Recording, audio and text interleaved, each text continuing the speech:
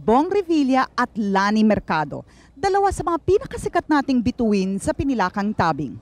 Atin pong sinubaybayan ang kanilang makulay na pag-iibigan. Muli tayong nagulat at natuwa nang lumabas ang balita na muli silang magpapakasal. Kung sa bagay, kahit nung ito'y nagsisimula pa, agad nating napansin na talagang parang walang katulad nga ang kwento ng pag-ibig ni Bong Revilla at Lani Mercado.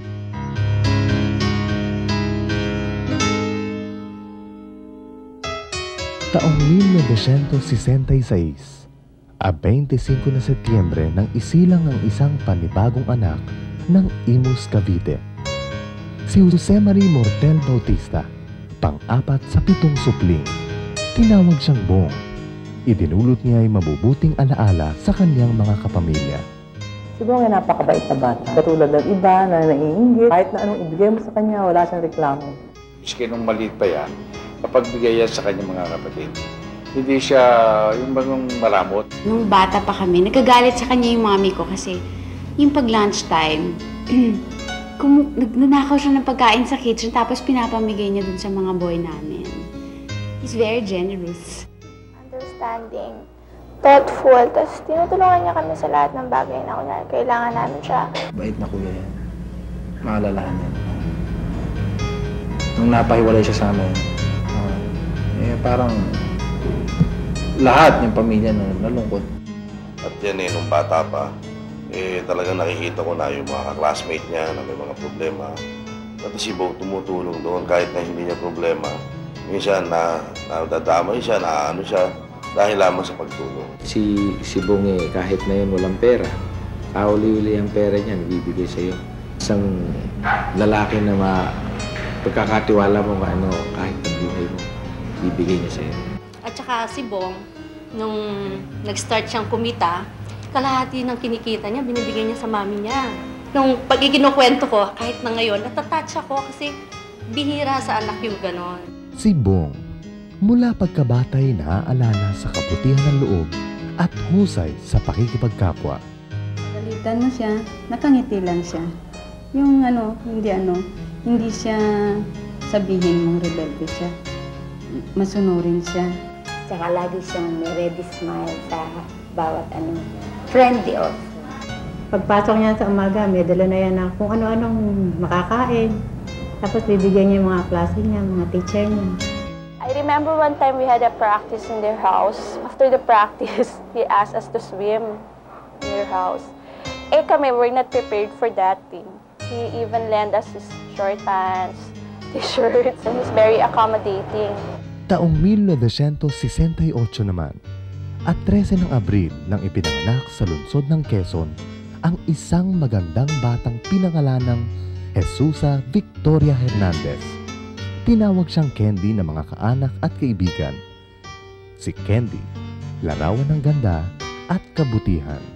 Menopause baby yan. I was already 44. Pero masaya ako. Meron pang another baby. Despite na yung aking mga anak sa una ay malalaki na. Kasi Candy, payatot na bata. Dark siya, dark. Pero mga haba, mga legs niya. Siguro mga 6 months siya, nagsasalita na. As a teenager, hindi siya palalabas. Dito lang siya sa bahay, nakikipaglaro sa mga anak ko. Pagdating niya sa galing sa eskwela, magmimerienda sandali, tapos aral na siya. Napakatalino. Sabi ko nga sa sarili ko, dapat nakuha ko man na konting talino niya.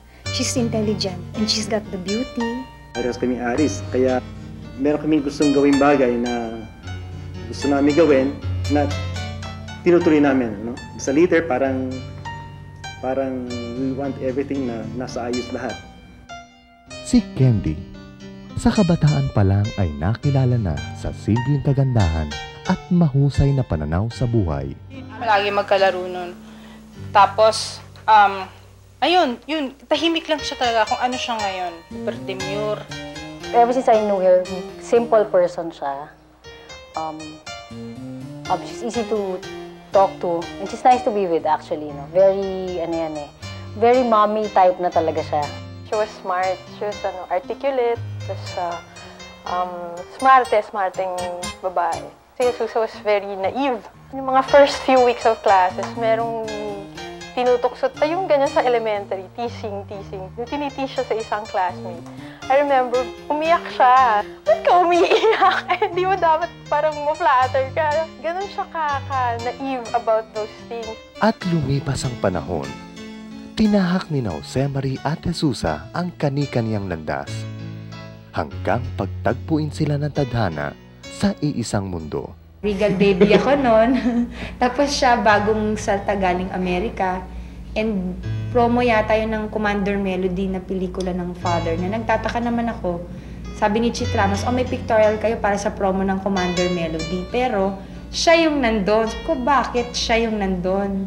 So, medyo questionable na kaagad. So, parang feeling ko it was a set up na para makilala ako ni Bong Revilla. So, bago mangyari yun, yung pictorial na yun, tinanong ko si Chit Ramos, sabi ko, sino ba yung nasa cover? No?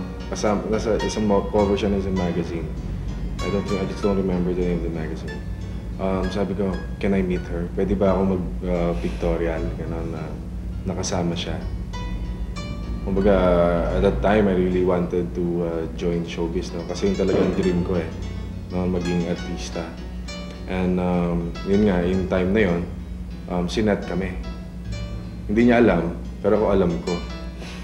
No? And kaya nung magkita kami doon, nung nakita ko siya sa personal, doon ako na-love at first sight. At noon nagsimula ang pagsusuyuan na nasaksihan ng marami nilang kaibigan at mahal sa buhay. Papadala siya ng bulaklak, ako dadala. Ang style niya, nagpapadala muna siya ng roses. May messenger, tapos may nakalagay sa card, JR. So sabi ko, sino ba tong JR na to? Nung mga panahon na medyo madami yung nanliligaw. So one time, inimbestigahan ng father ko. Pinapasok yung nag-deliver ng bulaklak at tinanong, taga saan ba kayo? Taga Cavite po. So nag-booking na kaagad ng father ko. And I think that time, nung sumunod na day na may nagdala ulit ng bulaklak, siya na yung nagdala. Hindi ko akalain nang nag-umpisang nagpo-promote si Bong Revilla ng kanyang pelikula, hindi lang pala yung pagpo-promote ang ginagawa niya, kundi yung magpahayag din ng pag-ibig kay Lani na unti-unti ay nade-develop at yung mga bruwa kong sekretarya ang siyang nagiging tulay naman na wala rin akong kamuang-muang na meron na palang once in a while, nagsusunduan dito, nagtatagpo. Natatandaan ko noon na may sinabi si Bong kay Carmelite na gusto niyang makakilala ng babaeng niligawan niya na pwede niyang pakasalan at maging ina ng kanyang mag-anak. So, ang naisip ni Carmelite, si Lani Mercado. Alam kong sinagot ni Lani si Bong September 10, 1984. At nagpatuloy ang pagsusuyuang nagbigay ng maraming masasayang alaala.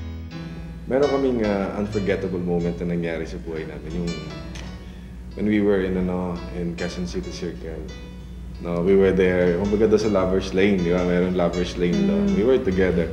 Tapos nung bigla may dumating na pulis. Nagtatakbo, naiwan yung sapatos niya. Cinderella.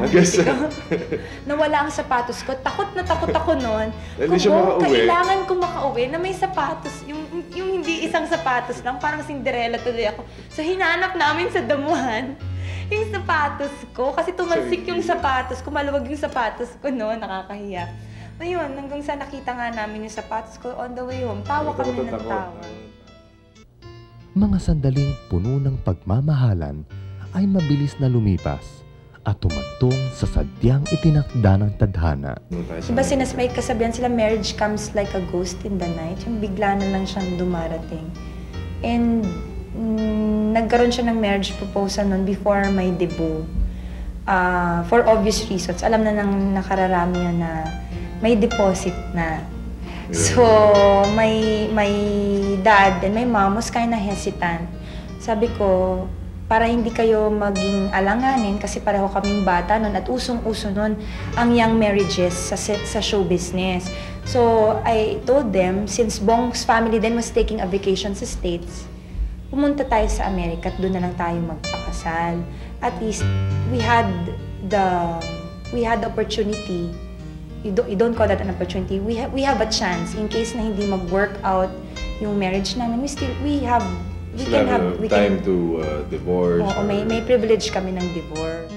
So, because we're still young. So natatakot talaga kami. Alanganin talaga kami kasi pareho kaming bata. But we want to show the people, and he wants to show my parents na he wants to assume the responsibility. At naganap ang pag-iisang dibdib. Ang takot at alanganin ay napalitan ng tibay ng loob na lalong pinalakas ng patuloy na pagmamahalan. Pagmamahalang nagbunga pa ng maraming saya sa paglipas ng mga taon. At ngayon, 1998, kasabay ng centennial ng kalayaan, ay ang katuparan ng isang pangako. Ang muling pag-iisang dibdib ni Lani at Bong. Nung okay pa si Papa niya, no? Because now, her father medyo... Pero bago mangyari yun, naipangako ko sa kanya yun, Papa. Sabi ko, I will marry Lani, sabi ko sa simbahan. At the same time, para naman, kumbaga ma-fulfill ko na rin yung pangako ko na pakakasal ko siya dito sa Pilipinas. Kumbaga, yung pagkakataon na yun na ihahatid ako ng father ko sa altar, this is one of my dreams for my wedding. Yan ang hindi naganap nung kinasal kami sa Amerika. Ang papa ko sanang maghahatid, pero since may karamdaman ng father ko, pero ang wish ko pa rin, nandun pa rin, na sana makita ng papa ko at maunawaan niya na eto na yung pinangako ni Bong last year sa kanya. Katuparan ng isang pangako na labis na ikinaligaya di lamang ni Bong at Lani, kundi ng lahat na nagmamahal sa kanila. To both of you, may your hearts grow together as one, and congratulations and more power. Yung pagpapakasal ninyong dalawa ay pagpapatibay sa pagkasama ninyong dalawa. My prayer is sana lalong tumibay yung relationship ninyo. Maging masaya at yung pagtutulungan ninyong dalawa na nakikita ko na naghihirap din even though may ikaw at Lani. No? Ang laki ng hirap mo at napakalaking tulong mo. Sana huwag ka magsasawang tumulong sa kapatid ko. May God bless you at ang buong pamilya mo. Bong, mahal ka namin. Mahal ka ng lahat ng kamag-anak mo. Ate Lani and Kuya Bong, best wishes na lang. This wedding that you're going to have will strengthen your love and trust and understanding for each other. Maging good example kayo sa mga kaedad ninyo na hindi naman pala napapasama yung mag-asawa ng maaga. You are already instruments of our Lord. This is another step in your life, although you've been married for several years. Masaya naman sila sa buhay nila. Sana tuloy-tuloy lang yung maging maligaya yung pamilya nila. To you, Bong and Lani, I would like to wish you the best of everything. I know that both of you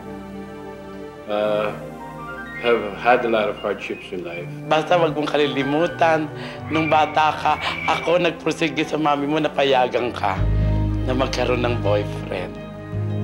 At least, di ba, ano yan, lalakad na kayo sa aisle, papasa sa altar. Kumbaga talagang ito na yon, this is it. Si Paring Bong, pag binuksan mo ang puso niyan, si Maring Lani pa rin ang makikita mo. Kaya, kung ito ang pangalawang beses nila magpapakasal, pangatlo, pang-apat, pang-lima, si Maring Lani pa rin ang pakakasalan ni Paring Bong. Maring Lani, Paring Bong, I wish you all the happiness. At alam ko, ibibigay sa inyo ng Diyos yan. Dahil pareho kayong matulungin at mapagmahal sa mga kapwa nyo. Congratulations. Bong and Ate Lani, congratulations again. And all I wish for both of you is siguro more wealth and health. Mamamatay at mabubuhay si Jingo Estrada. Si Bong Revilla pa rin ang pipiliin niya bilang isang kaibigan. To both of you, kay Paring Bong at kay Maring Lani, congratulations and best wishes. And wish you all the best of luck. Kung musibong gusto na niya magpakasal muli kay Lani, ay palagay ko, Bong, nagbebenta siguro ikaw mabuti. Kaya nakakaganyan ka.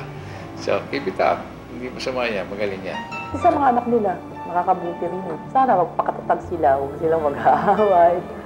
Katulad ng ginawa nilang, siyempre, nagsama na rin sila. Nagsama pa rin sila hanggang sa muli. Ang tuwa nila.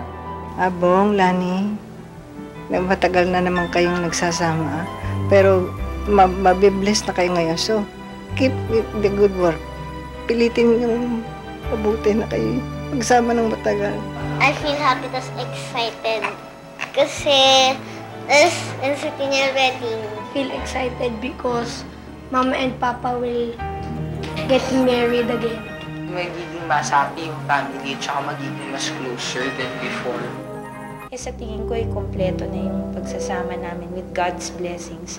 Kompleto na yung union. So, masaya at mas lalo pa sigurong titibay yung samahan namin na sasabanungay. That's the reason why we're getting married. To end all the issues. Kumbaga, graduate na ako doon. Kumbaga, it's hard to accept it, but I'm only human. Tao lang ako. Nagkakamali. Pero now, I'm ready to accept everything.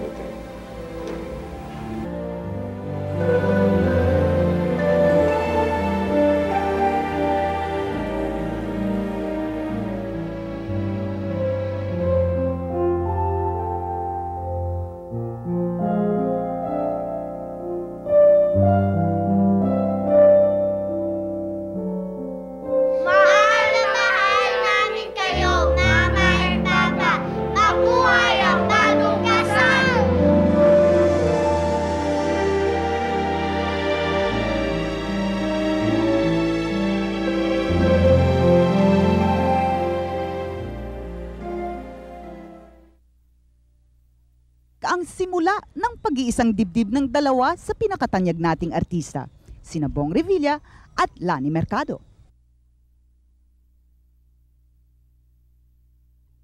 Hindi na bago sa pelikulang Pilipino na ang dalawa sa kanilang mga sikat na magkakaparehang artista ay nauuwi sa kasalan sa simbahan sa totoong buhay.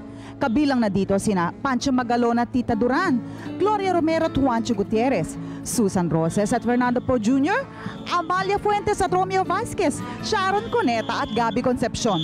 Pero naiba po ang masasaksihan nating kasalan sa hapong ito, nina Bong Revilla at Lani Mercado. Dahil ang kasalang ito ay hango sa mga kasalan na diniraos ng panahon na ang Pilipinas ay nasa ilalim pa ng Kastila.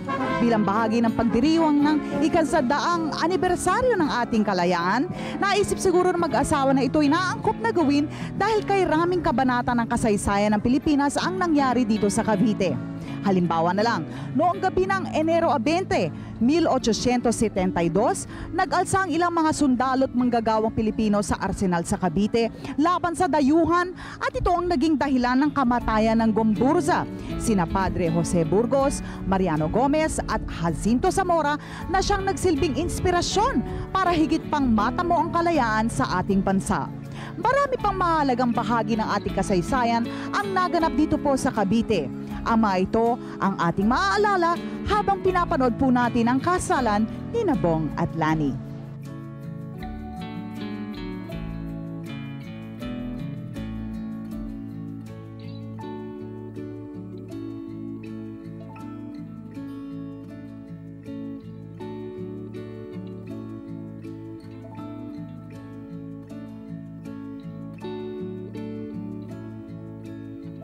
Nagsisimula ang lahat sa pagtugtog ng banda matanda sa plazang ito. Natatangi ang bandang ito dahil ito ang unang tumugtog ng likha ni Julian Felipe, ang Marcha Nasyonal Pilipina na kilala natin bilang ang pambansang awit ng Pilipinas. Maaalala na nang bumalik si General Emilio Aguinaldo mula sa kanyang exile sa Hong Kong, nilapitan niya si Julian Felipe na lumikha ng isang awitin na ipapalit sa marcha na nilikha ng mga Pilipinong musikero sa Hong Kong dahil parang may kulang dito. Ito'y noong Hunyo 6, 1898, isang linggo bago ang inaasahang proklamasyon ng kalayaan ng Pilipinas sa Kawit. Umuwi si Felipe at 6 na araw niyang pinaghirapang mabuo ang awiting unang narinig sa pagtaas ng ating bandila sa may bintana ng pamamahay ni Aguinaldo sa Kawit na tinugtog ng Banda Malabon Grande na ngayon ay kilala bilang ang Banda Matanda na atin pong naririnig na tumutugtog ngayon.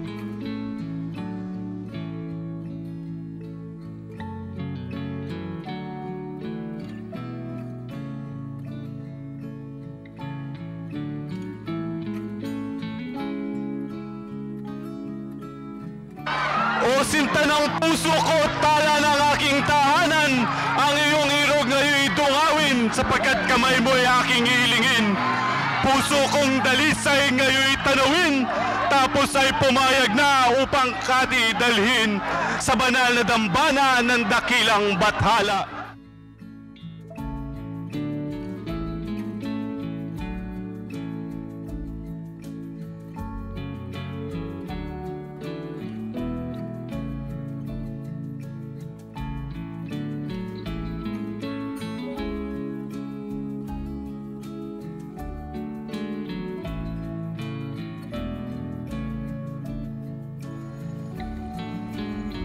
Simula ng unang ipinakilala sa ating bansa ni Magallanes ang Kristyanismo, ito'y dahan-dahan nang naging bahagi ng aspeto ng buhay Pilipino. Tinuruan tayo ng mga Kastila hindi lamang ng pamamaraan ng pagluluto, pananamit, pagkanta at paglikha ng musika, na bago ang lahat, panina ang pamamaraan ng pagpapakasal. Dumami ang mga seremonyas. Makikita nyo ito ngayon dahil bubuhayin ni Lani at Bong ang iba't ibang mga tradisyon na ginagawa sa isang kasalan noong panahon ng mga Kastila.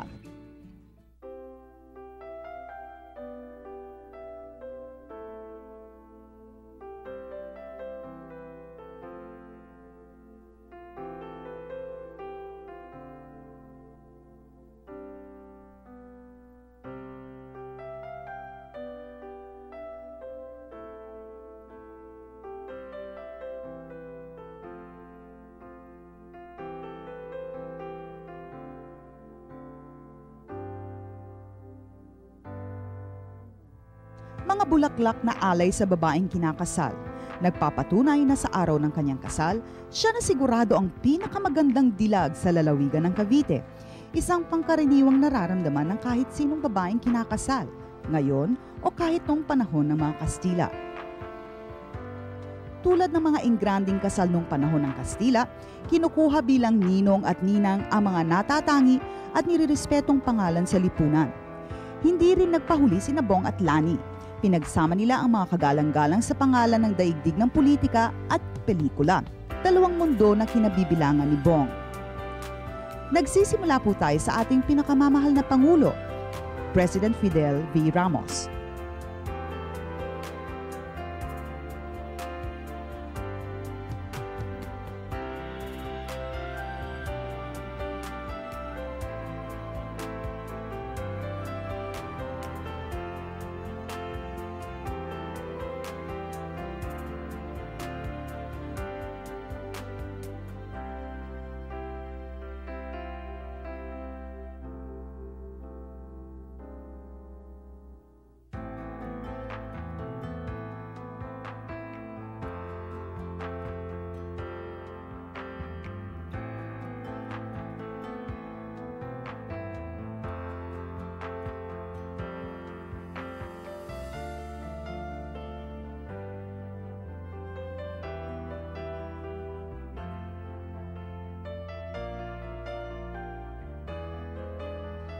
Ating matatanaw na naghihintay na sa altar ang mga magkakasal kina Bong at Lani, sina Bishop Manuel Sobreviñas, Reverend Father Romeo Ner, Father Jerry Orbos, at Father Ariel Lisama.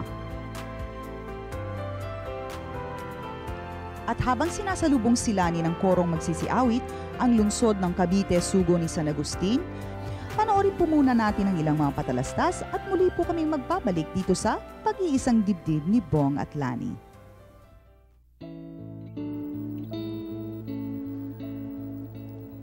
Masasabing madali ang paglaganap ng mga impluwensya ng mga Kastila nung pagdating nila rito dahil sa edukasyon. Ito po ang nagturo sa mga kabataang Pilipino. Ang sistema ng edukasyon noon ay nasa ilalim ng pangangasiwa ng Simbahang Katolika, kaya naging mabilis ang pagtanggap ng relihiyon sa ating bansa. Gayunpaman, tulad ng nasaksihan niyo ngayon, hindi nakuhang alisin ng mga Kastila ang mga nakagisnang pamahiin.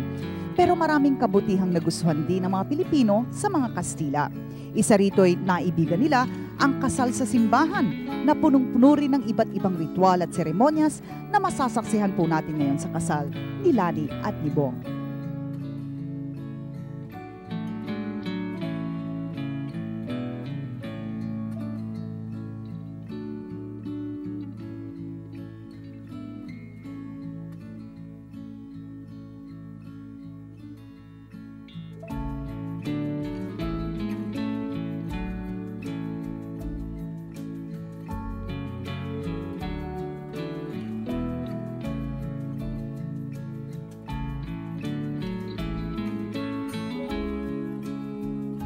Makikitang papunta na sa altar si Bong kasama ng mga tagapagtaguyod ng lalaki, ang kanyang best men na sina Marlon Bautista at Earl Ignacio. Nagsisimula na ang marcha papuntang altar ni Lani. Makikita ang mga batang tanga ng sagisag ng halimuyak ng pagmamahalan, ang mga flower girls na sina Ina Felicia Bautista, Maria Camille Bautista, Maria Caroline Jessica Bautista, Maria Victoria Guiana Bautista, Maria Michelle Colleen Bautista, Shaina Magdayaw, Francesca Marie Mendiola, at Angelica Marie Ocampo.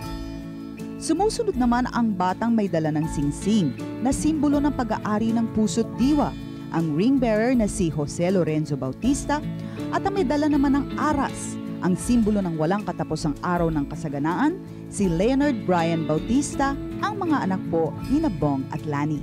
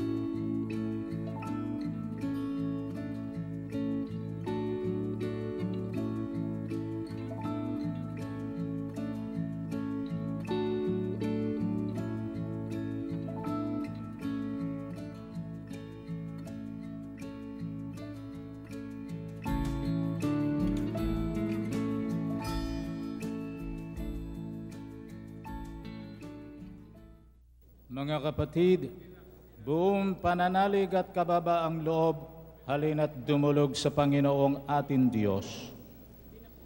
Nais naming dumulog sa Panginoong ating Diyos, subalit kami ay alangan at walang karapatan.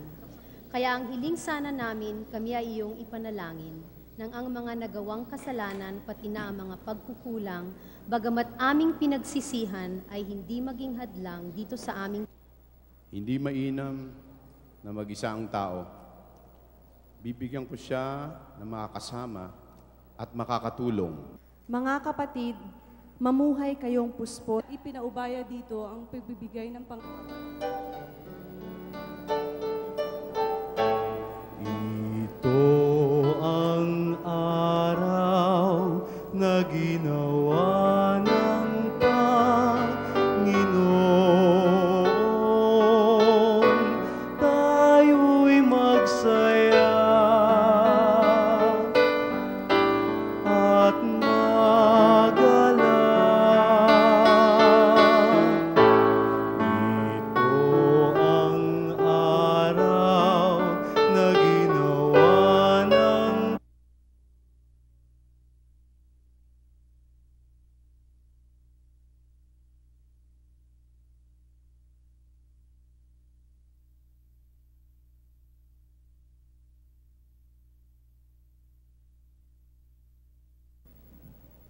Bong, Lani, sa wakas, finally, Bong and Lani, alam nyo, you've been blessed by God so much.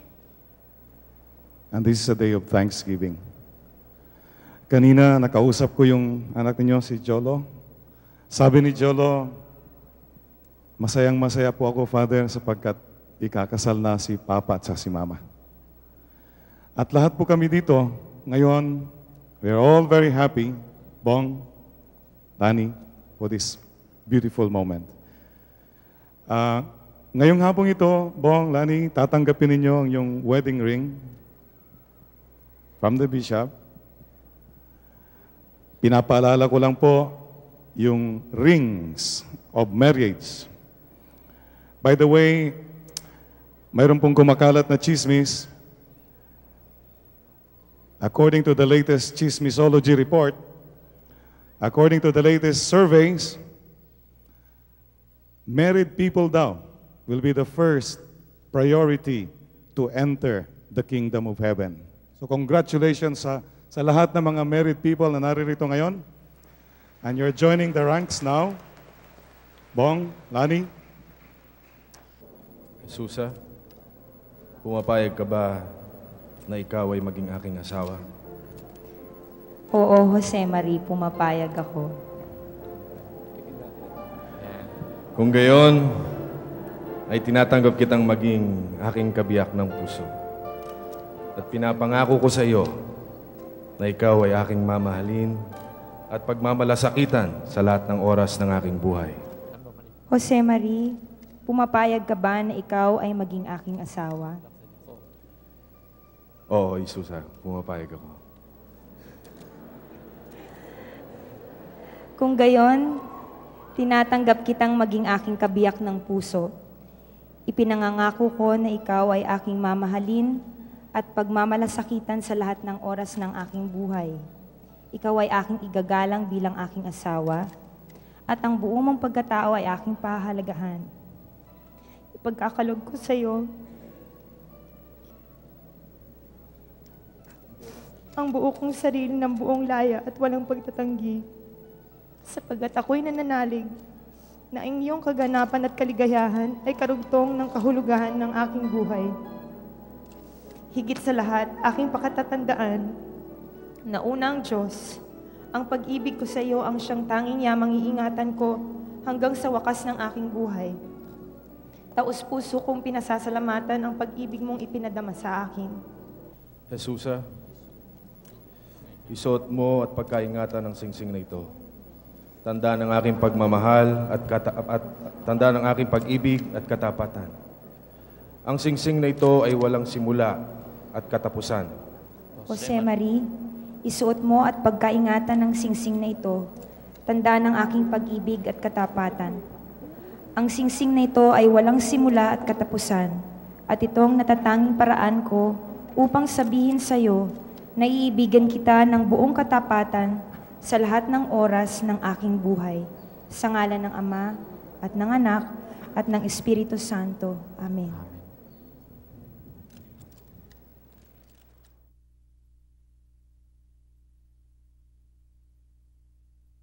Jesusa, kailanman ay hindi kita pababayaan. Ibinibigay ko sa iyo ang aras na ito.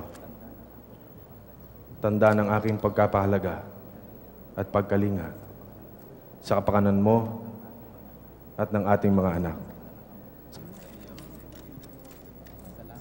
Salamat sa iyo, Jose Marie.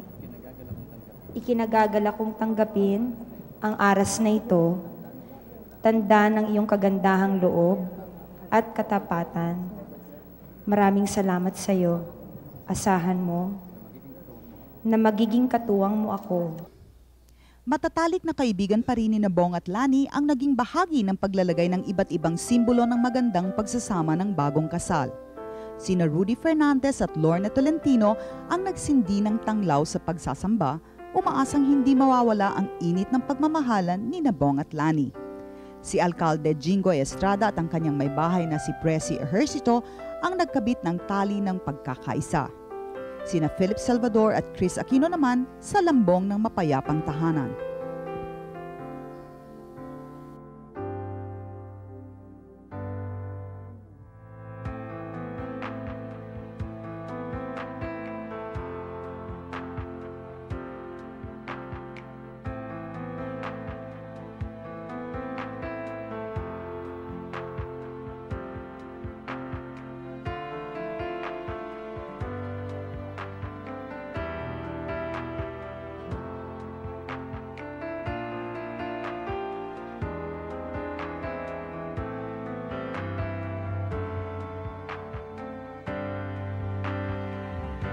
Pagkatapos ng kasal sa simbahan, tuloy po tayo sa handaan.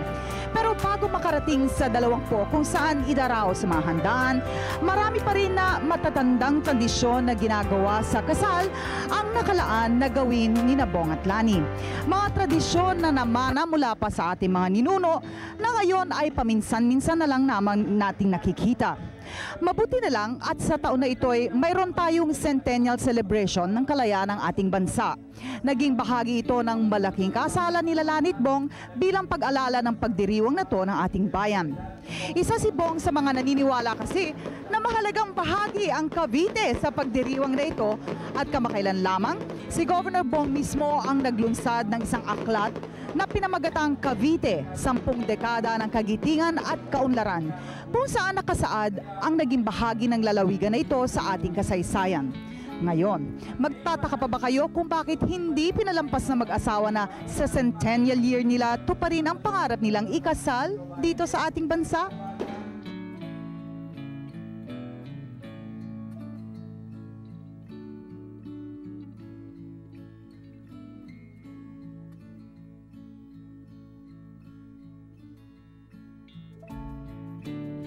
Tulad ng nasabi namin, patuloy ang mga tradisyon na nagmula pa sa panahon ng mga Kastila. Sinalubong sina Lani at Bong ng mga miyembro ng Teatro Baile de Cavite upang sila'y maging bahagi ng sayaw ng tapis. At bago sila nagpunta sa dalawang mga pook ng handaan, ginawa rin nila ang tradisyon na pagkain ng kalamay at pagtanggap ng tubig na may bulaklak. Ito ay para maging matamis at mabango ang kanilang pagsasama. Sa punto po ito, makakapanayan po natin ang matatagurian po nating utak sa likod po ng konsepto ng centennial na kasalang ito. Kakaiba talaga ang kasalang ito ni Bong at si Lani, and we have to thank Mr. Des Bautista. Des. Paano ba naisalin ang konsepto? Ganong napakaraming elemento mula dito sa pagdarausan ng handaan, yung simbahan, yung mga tradisyon. Paano mo naisalin yung konsepto na yun ng centennial na kasalan dito sa nakikita na natin ngayong buong maghapon, buong gabing ito? Well, actually, we had to come up with a total concept, no? Kasi Bong wanted a play. In one place, mangyayari lahat. So sabi ko, sige, let's do a barrio fiesta and a town plaza. So ito yung tinatawag kong plaza ng mga bayaning Caviteño. So everything is about Cavite, no? The food, if you notice the menu, is named after heroes and events in Cavite. Plus yung mga special numbers, no? Tradition ng Cavite, iba't ibang uri ng o larawan ng pag-ibig sa Cavite, pag-ibig sa Diyos, pag-ibig sa kapwa-tao, pag-ibig sa kasintahan, pag-ibig sa inang bayan, no? Then, in costumes, in parade, ritual dances, yun lahat. So you have to have a whole new, a total approach, pati sa simbahan. No? Gaano kalawak ang naging research para mabuo lamang ang okasyong ito? Well, actually, I've been researching for so many years all over the Philippines, no, on folk traditions and many things. I give lectures, no. So, when Lani asked me for my help, sabi ko, let's focus on Cavite. Dapat Cavite and focus. So, let's see what we can, what traditions pwede natin unearth dito sa Calabarzon area. Para expose natin about Cavite, no? Love for country, love for each other, no? And marriage traditions and food, di ba? Para may ano naman sila, yung feeling na uy, masarap pala maging Caviteño, di ba? So in a provincial scale, this is what should happen during the Centennial. Sa Centennial, masarap pala maging Pilipino. Ito, sabi ko sa kanila, yung kasal ninyo, you're setting aside the personal para yung the provincial pride ang lumabas. Masarap pala maging Caviteño. Congratulations, Des, at maraming salamat para sa kakaibang karanasan na ibinigay mo sa amin ngayong gabi. Maraming salamat din.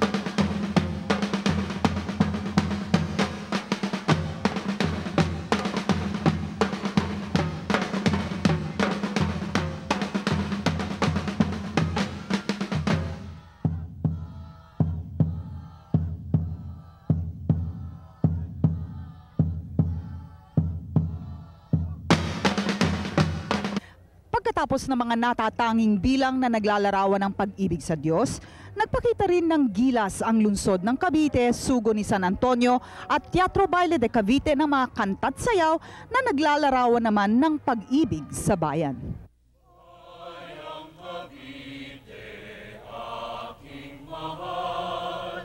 Laging patnubay ng may kapal, sa yakap mo ay langit ang buhay, at laging makulay.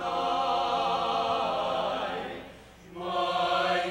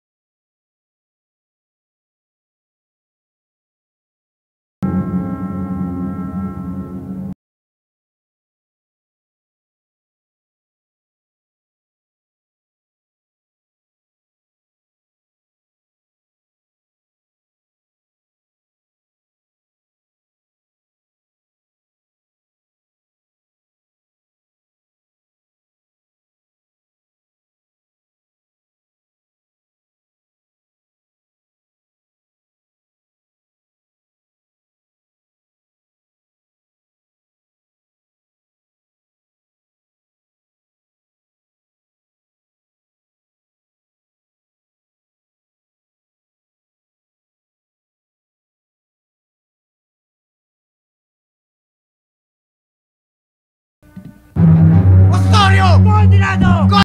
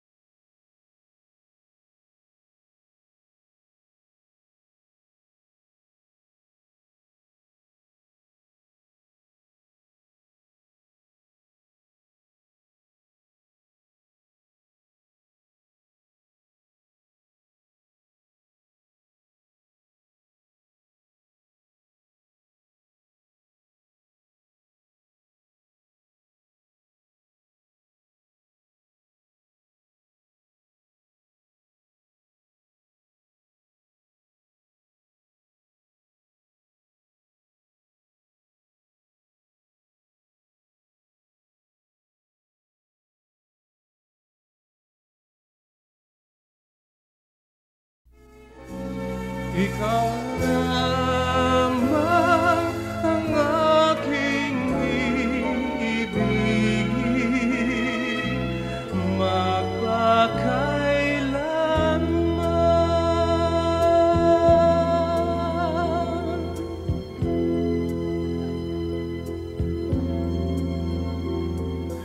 Ang pag-ibig ko sa'yo ay tunay, nais ko sanang patunayan, huwag ka nang mag-alinlangan. Ang pag-ibig ko'y hindi kukuha Madinang umagang may pag-asang sumisikat.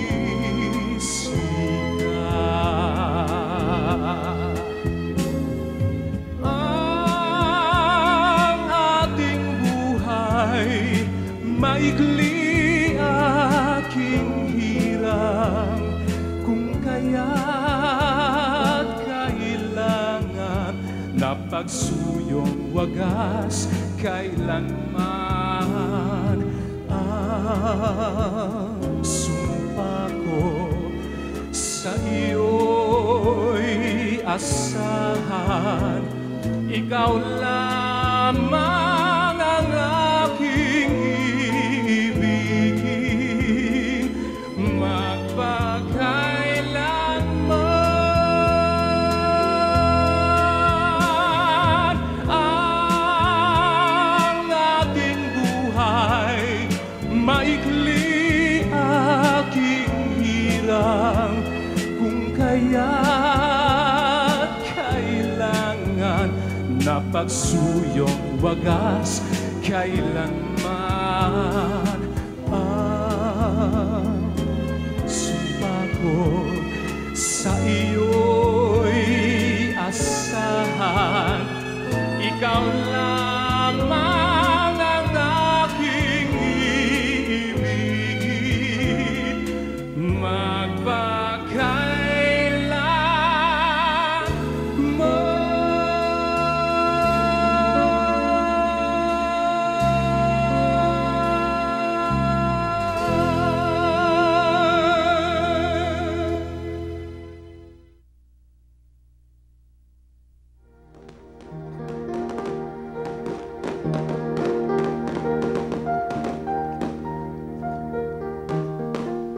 Nais kong mabuhay sa haba ng panahon.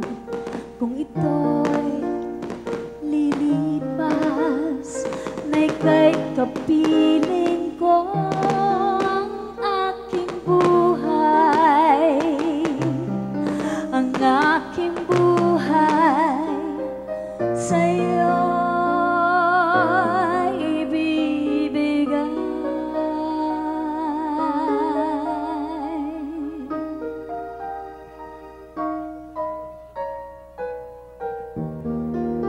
tangi kong panalangin ay pagsamo mo, kailan may di magmamaliw ang apoy sa puso ko habang may buhay, habang may buhay, hanggat ang dugo ko ay dumadaloy, sa'yo lamang ialay ang aking buhay,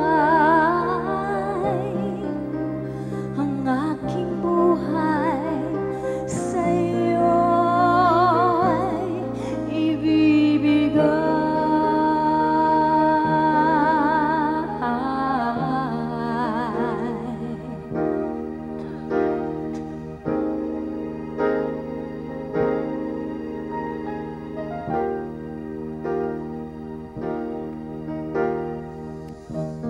At kung tayo'y magwawalay, ako'y mabibigo, di na nanaisin pa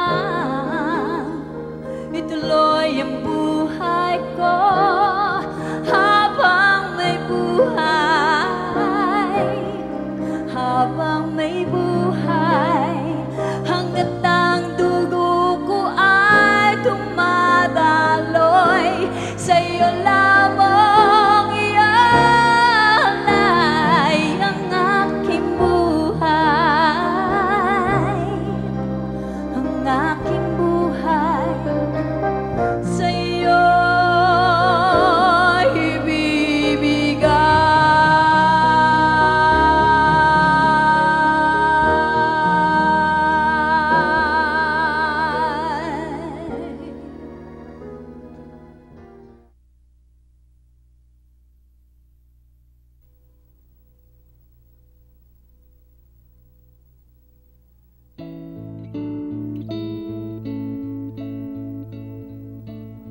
ito masaganang kinabukasan ng ating hinaharap. Sa ating blessing ng mahal ng Panginoon sa taas, ito ang sinasabing, come rain or shine, ang selebrasyon magpapatuloy. So palakpakan natin ulit si Bong at Lani, ang bagong kasal.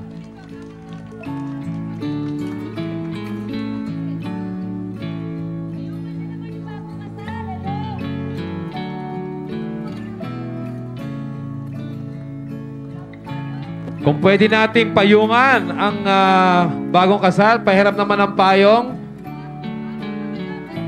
Okay, si Bong at si Lani. Alang-alang sa ating mga kababayan dito. Nag-prepare talaga sila ng isang awit. Akin na yung mic ni Lani.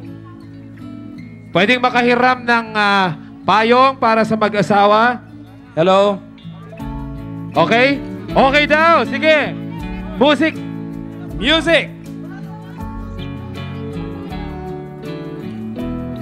Bong and Lani, palakpakan natin! Huwag mo na kayo aalis.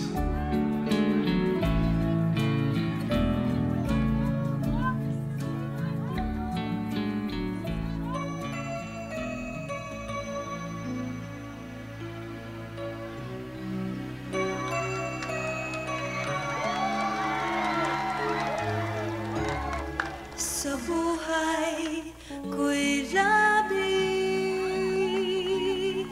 ang hirap at pasakit ng pusong umiibig, mandi wala ng langit. At nang lumigaya, nangumusa-tusa, tanging ikaw sinta ang aking pag-asa. Dahil sa'yo nais kong mabuhay. Dahil sa'yo hanggang mamatay. Kung tunay man ako ay alipinin mo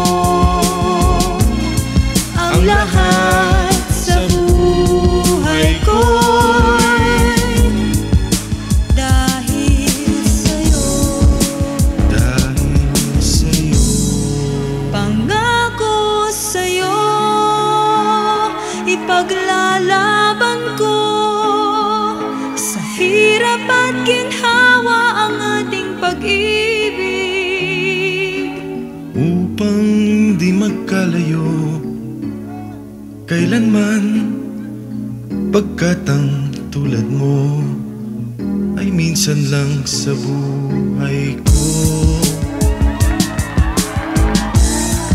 Pangako sa'yo, Pangako sa'yo, ipaglalaban ko sa hirap at ginhawa ang ating pag-ibig, upang di magkalayo kailanman, pagkat ang tulad mo ay minsan lang sa buhay ko. Pangako sa'yo, pangako sa'yo, pangako sa'yo, pangako sa'yo. Marami pong salamat sa inyong lahat. At kayo'y nandito pa rin bagamat umuulan. Marami Kiss pong daw. salamat. Kiss! Uy! Mabuhay ang bagong kasal! Well, una sa lahat, ibig naming pasalamatan, lalong-lalo na yung mga naririto pa hanggang ngayon na nagpapaulan kasama namin. Mayroon daw kasabihan na kapag ganito ay masabaw. Swerte daw. Kaya tayo lalong pagpapalain ng Panginoon Diyos, lalong-lalo na yung mga nabasa ng ulan. Well, alam nyo, punong-puno kami ng kaligayahan ngayon dahil sa aming pag-iisang dibdib. Alam nyo, matagal nang pinapangarap ng asawa ko to. Bakit hindi mo rin pinangarap ito? Hindi. Bakit ako lang? Hindi. Matagal nang pinapangarap ng asawa ko to. Inulit mo ulit. Hindi. Matagal na naming pinapangarap to. Yun. Dahil 10 taon na. 10 taon na siyang nagtitiis. Mali yata ang bilang mo. Maglalabing 2 taon na. Hindi, meron pang 2 taon. Lumigaya ka naman noon. Ah, okay. Kita mo? Hindi pa rin ako nagkulang. Marunong ka pala magbilang. Okay. Well, again, sa inyong lahat, ako po'y nagpapasalamat. Ang tangi lamang pong maiaalay ko sa inyo bilang inyong gobernador ng lalawigan ng Cavite ay ang aking puso. Ang puso ng kapayapaan, ang puso na punong-puno ng paglilingkod, at higit sa lahat, ang puso ng pagmamahal. Alam nyo, I love you. Marami pong salamat sa lahat po ng mga tumulong sa okasyong ito. Mula ho kay Des Bautista, mula po kay June Posadas, kay Ding Bulanos, kay Lito Calzado, sa lahat po ng mga stuntmen, sa lahat po ng mga production designers, ang art department, marami pong salamat sa kagandahan pong ibinigay nyo kay John Knight, kay Alice Soto, sa Teatro Baile de Cavite, sa Messengers of St. Anthony, sa lahat po ng mga artista na kapiling po namin kanina, hindi ko na po babanggitin lahat. Sa ating mga ninong at ninang. Opo. At syempre, yung mga kababayan natin, mga Caviteño naririto, at yung mga taga Maynila, at yung mga inaabot po ng traffic, kami po humingi ng paumanhin. Nakangiti naman daw. Kahit traffic at ulan, talagang pupunta namin kayo, Bong and Lani. Salamat. Well, Marami pong salamat sa inyo at mabuhay po kayong lahat. mabuhay po kayong lahat. Mabuhay ang bagong kasal! Mabuhay!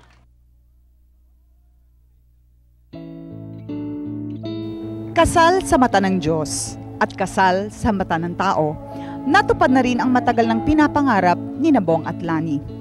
Mula sa aming mga tagahanga at kaibigan ni Bong at Lani, mabuhay kayong dalawa. At sa inyo pong lahat na sinamahan kami ngayong gabi, maraming salamat po at magandang gabi po sa inyong lahat.